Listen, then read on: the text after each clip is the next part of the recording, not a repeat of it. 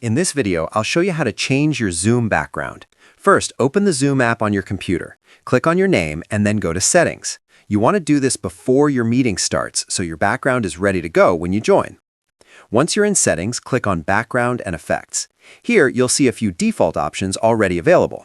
You can choose Blur if you just want to hide your background without changing it. There are also some built-in backgrounds like cityscapes and a couple of video backgrounds. To add your own custom background, click the plus sign on this page. You can then upload either an image or a video from your computer. Just select your file and it will be added to your background options straight away.